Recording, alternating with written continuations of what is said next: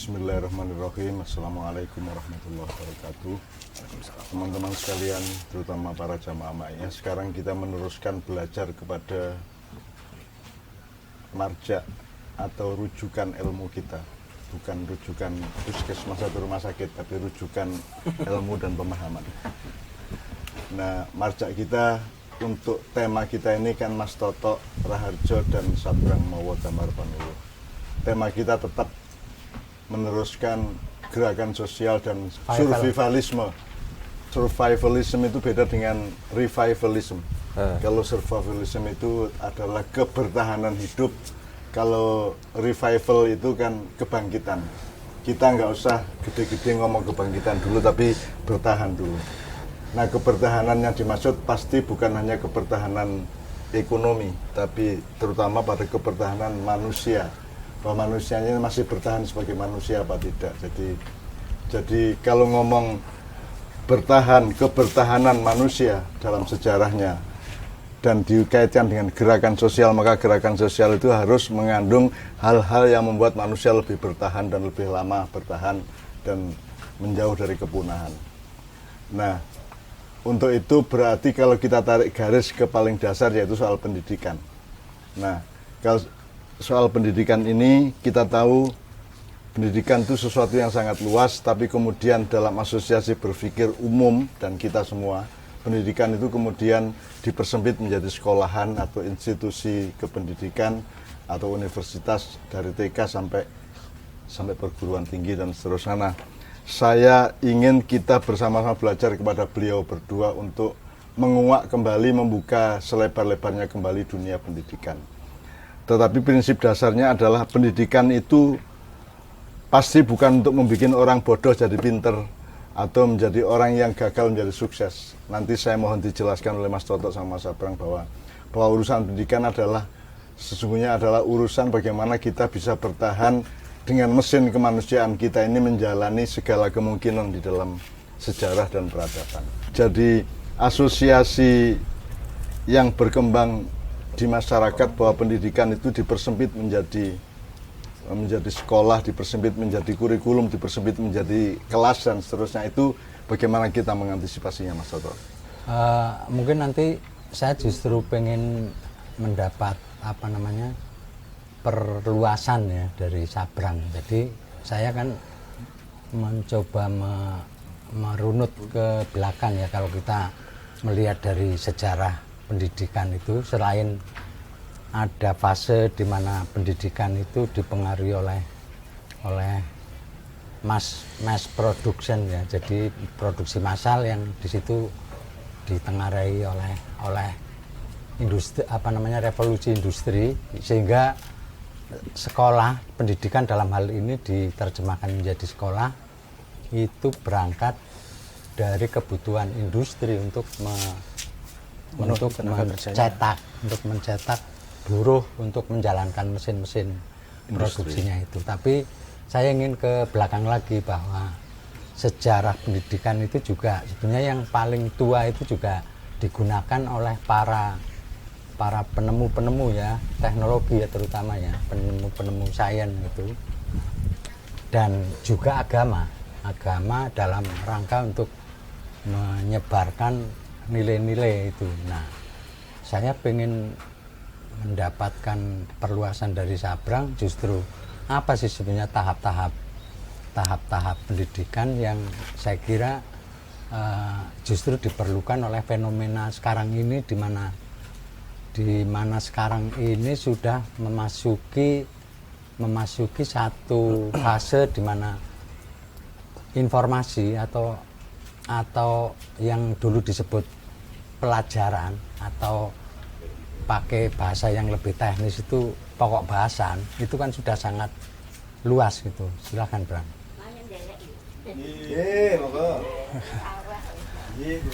Oke, mungkin saya merespon gini, lambaran dulu dasar dari kenapa terjadi yang namanya pendidikan. Sebenarnya konsep dasarnya adalah kontinuasi dari informasi. Ketika dia loncat generasi, loncat organisme. Jadi transfer informasi itu tidak terjadi hanya pada manusia, Itu juga terjadi pada semua makhluk, pada hewan. Itu biasa disebut sebagai ilmunya evolusi itu. Jadi kalau bapaknya sudah pernah punya menghadapi apa, terus dia jadi kebal penyakit apa, anaknya jadi mendapat informasi itu juga, memorinya tertanam di di DNA-nya, itu turun ke anaknya. Dan seterusnya seperti itu. Jadi kalau manusia sekarang misalnya tiba-tiba hidup 300 tahun yang lalu, itu bisa jadi sumber penyakit karena manusia saat itu belum punya antibodi seperti yang kita.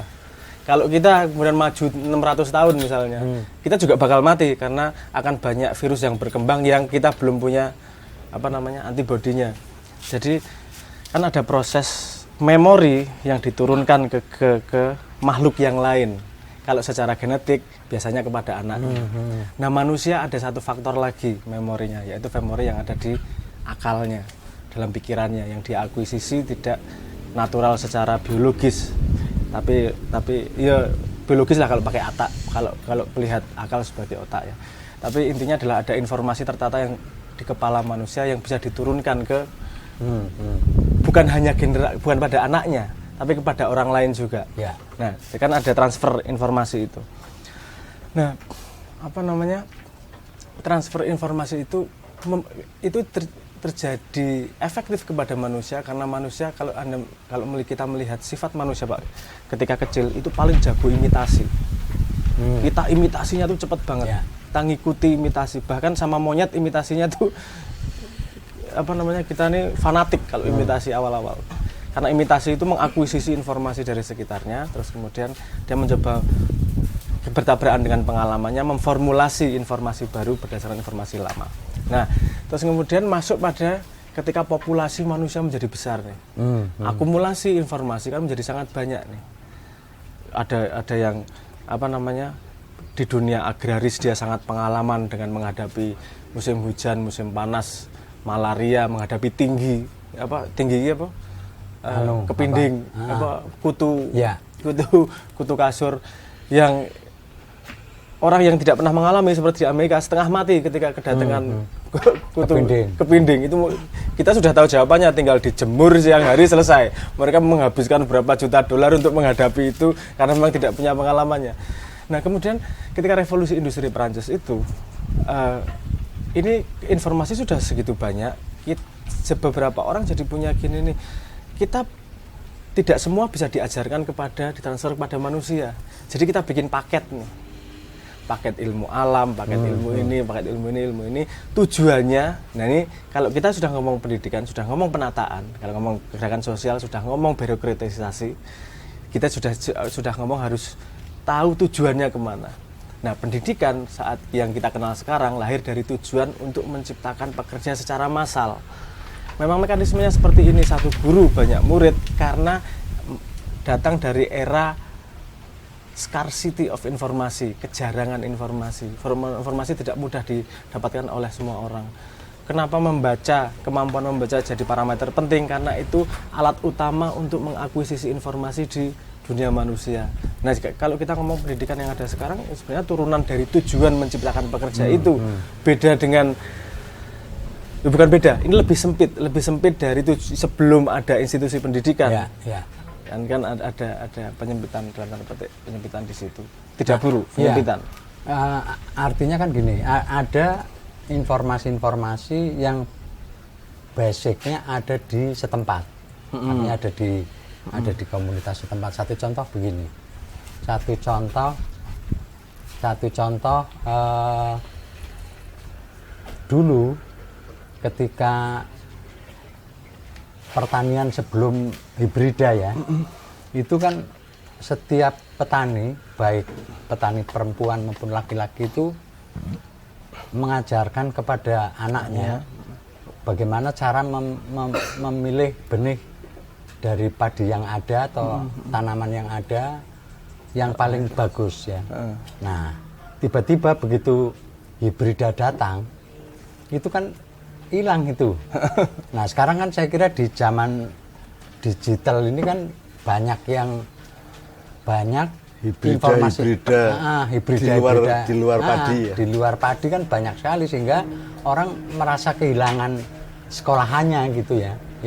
Yang sekarang orang nggak perlu lagi ngajari anaknya untuk bagaimana memilih benih yang bagus, mau benihnya tinggal beli kok. Nah itu gimana nih dari pergeseran perubahan seperti itu? Lagi-lagi ada, kalau misalnya saya lihat khusus untuk urusan padi ini ya, untuk dengan contoh bibit ini, kita tidak bisa melihat hanya urusan pada informasinya. Ini ada berkembang sedikit nih, konsiderannya.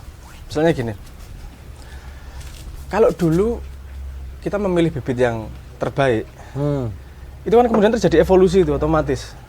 Tapi karena memang kebutuhannya untuk di situ, jadi nanti bibitnya akan baik untuk area situ. Ini akan susah kalau nanti urusan pupuk. Nah itulah, artinya turunannya jadi banyak nih. Dan juga terkait dengan ada secara kebudayaan, ada upacara juga. Yeah. Nah di situ makanya ada Dewi Sri, ada upacaranya Wiwitan itu kan sebetulnya di upacara itu kan menyerahkan benih yang padi yang paling baik yang akan digunakan untuk benih, diserahkanlah itu. Ada upacaranya. Nah sekarang ada upacara-upacara wiwit panen, tetapi sudah nggak bisa lagi menyerahkan bibit padi, bibit Dewi Srinya itu, karena Dewi Srinya udah pindah ke toko benih. Saya potong untuk pertanyaan berikutnya ya. Urusannya tadi kan ada kedaulatan pada petani dan anak turunnya. Ya, dan juga yang lain ya, tidak hanya petani ya. Ada ilmu dan kedaulatan untuk mengetahui dan memilih ini benih terbaik. Kemudian masuklah era di mana pendidikan dan semua kehidupan yang lain dipimpin oleh industri. Jadi ada sebab akibat antara industri dengan bidang-bidang kehidupan termasuk pertanian. Nah, sebagaimana benih yang baik tadi akhirnya kan bukan hanya disediakan oleh toko-toko dan industri, tapi kan juga ada klaim bahwa ini yang baik, ini yang buruk, bukan lagi kedaulatan petani. Bukan lagi kedaulatan dari pengalaman hidup, tapi kedaulatan dari industri. Bahwa ini loh yang baik, ini yang buruk, dan seterusnya. Ini berlaku tidak hanya di bidang benih dan pertanian, tapi juga di bidang apa saja, termasuk agama. Nah, yang saya tanyakan adalah bagaimana menjelaskan bahwa dialektika antara kooptasi dan otoritas industri yang kemudian dilatar belakangi oleh kekuatan politik, ya, bahkan kekuatan politik ini akan dilatar belakangi oleh keadikuasaan di bidang yang lain termasuk militer dan seterusnya, itu tetap bisa direbut kembali oleh masyarakat luas, oleh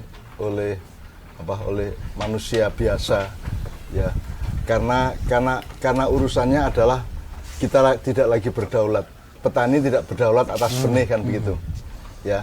Juga setiap pembelajar di sekolah tidak berkuasa atas informasi dan seterusnya. Nah, kemudian terjadi ada mekanisme, karena menurut Sabrang pada sesi yang lain kan manusia itu punya naluri dasar untuk menguasai, untuk mendominasi dan untuk kompetisi dan untuk mengambil sendiri secara egosentris. Nah, ini juga terjadi dibengkakkan atau diperparah oleh mekanisme industri, di mana benih yang baik, ya, mulai adanya hibrida tadi ya, Tok. Itu kan akhirnya kan kita menjadi tidak berdaulat untuk menentukan, termasuk menentukan pendidikan yang baik yang bagaimana. Itu kan akhirnya tergantung kepada informasi dari industri tentang kepentingan industri kepada pemerintah dan stakeholder yang lain yang menyangkut pertanian. Nah, jadi saya kira sekarang kita harus berpikir untuk memurnikan kembali atau mendaulatkan kembali pemahaman-pemahaman dasar mengenai benih kehidupan, tidak hanya benih pertanian. Ya, itu juga terkait dengan ini, Brang, dengan laku belajar sebetulnya. Atau kalau pakai istilah Jawa yang sudah lama itu ya, ilmu kuwi kelakone kanthi laku. Nah, itu kan laku dan ketemune itu kan juga seberapa jauh kedaulatan belajar itu juga terjadi kalau ketika itu di prasyaratnya ada pada sumber-sumber pengetahuannya ada di setempat itu gitu. kalau menurut Mas Toto sama Sabrang, pendidikan itu sebenarnya untuk mentransfer informasi, untuk bikin orang menjadi tahu dari tidak tahu, ataukah melatih anak didik agar supaya bisa memperlakukan informasi sedemikian rupa supaya real atau relevan bagi hidupnya, yang mana? Itu jadi informasinya itu sendiri atau pinternya itu sendiri, ataukah bagaimana berlaku terhadap informasi itu? Ini banyak yang perlu direspon nih dari beberapa lemparan ini tadi. Pertama tentang menabrakkan ini tadi, bahwa satu adalah yang bibit murni kita memilih sendiri, satu yang dari industri. Ini sih industri selalu dipotret dengan sederhana bahwa mereka adalah penjahatnya. Gitu. Aku nggak pengen membela, tapi gini, ada argumentasi juga di situ. Walaupun ini, saya juga akan menunjukkan baik buruknya ya dari argumentasi tersebut. Ketika hibrida dikeluarkan, ketika kamu pakai bibit ini gen ini yang baik, itu juga melalui eksperimen itu. Itu juga menurut mereka yang terbaik itu orang juga dengan sengaja ingin mengkooptasi. Iya. Dan sebenarnya Brang, di luar soal jahat apa tidak jahat, sebenarnya agama juga menganjurkan bahwa agama selalu punya premis bahwa sesuatu hal harus diserahkan urusannya kepada yang ahli dalam hal itu. Terus kalau tidak, maka fantadiri sa'ah katanya, tunggu waktu kehancurannya, seperti itu. Nah, masalahnya adalah, jadi sekarang masalahnya apa? Kejujuran atau apa? Antara bahwa industri juga memang berpendapat beneran secara kepakaran dan keilmuan bahwa ini yang baik, ini yang benar. Masalahnya di sini menurut saya. Ini bukan masalah, ini masalah keilmuan. Gini. Dua-duanya kan eksperimen sebenarnya. Yang satu eksperimen, hibrida eksperimen dengan sains. Yang ibu-ibu yang tradisional eksperimen dengan laku. Ya. Itu sama-sama eksperimen. Yang satu berlaku sepanjang sudah bertahun-tahun, berpuluhan tahun, ratusan tahun. Yang satu eksperimen mungkin 10 tahun, 20 tahun. Nah, yang 10 tahun, 20 tahun mungkin akan efektif, mungkin juga dalam jangka waktu pendek. Kita sendiri tahu setelah revolusi hijau, kita tahu ada masalah dengan tanah nih, kesehatan tanah dan seterusnya. Itu memang kelihatannya baik, tapi jangka panjangnya ternyata nggak sehat nih, kan gitu. Jadi menurut saya kita cukup perlu wise, cukup perlu bijaksana untuk melihat mana eksperimen yang datang dari pengalaman panjang, mana yang eksperimen yang kepakai untuk jangka pendek. Nah, pendidikan ini tadi, kalau tujuannya adalah untuk mencari pekerjaan, dia akan berhenti belajar ketika sudah dapat pekerjaan. Ini jangka pendek lagi nih. Tapi kalau laku belajar, dia mau dapat pekerjaan mau apa ya tetap belajar terus. Dia akan mengembangkan dirinya terus menerus. Nah, pendidikan itu menurut saya pilihan jalan dari manusia, dari peradaban yang sekarang kita tahu efeknya seperti ini nih. Kita sekarang sudah mulai merasakan tidak pas ya dengan pendidikan. Kok industri kayak gini ya? Ini menurut saya seperti pendulum kok ini.